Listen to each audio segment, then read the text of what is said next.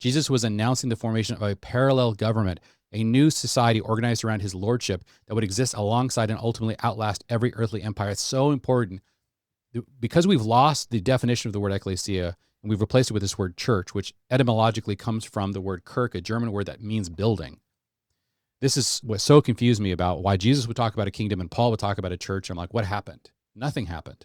Jesus was talking about a kingdom and Paul was talking about a kingdom. The word ecclesia was a kingdom word, and we have to recapture that to even understand the argument I'm about to make.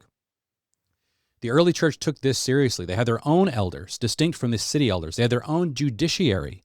Paul explicitly instructs believers not to take disputes to secular courts, but to resolve them within the community. They had their own economy. They cared for the poor, their own patterns of family and household. They were, in every meaningful sense, a government within a government. But did this parallel government include its own army, its own police force? Here, the early church was unanimous. No. And the reason is found in a subtle but important shift in Paul's letter to the Romans. We're going to need to get into Romans 13 because Romans 13 is extremely important. You have to have a proper understanding of the ecclesia to understand Paul's argument in Romans 13.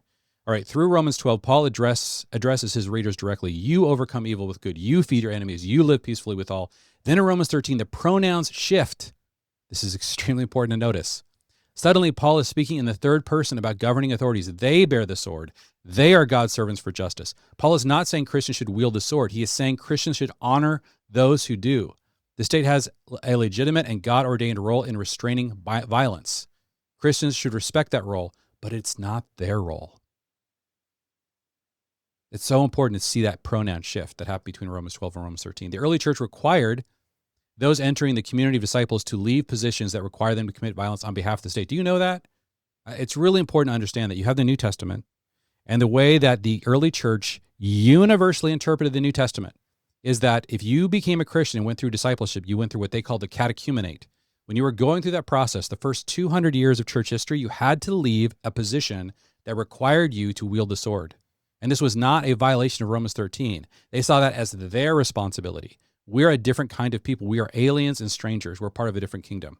Okay, so the early church required those entering the community of disciples to leave positions that required them to commit violence on behalf of the state.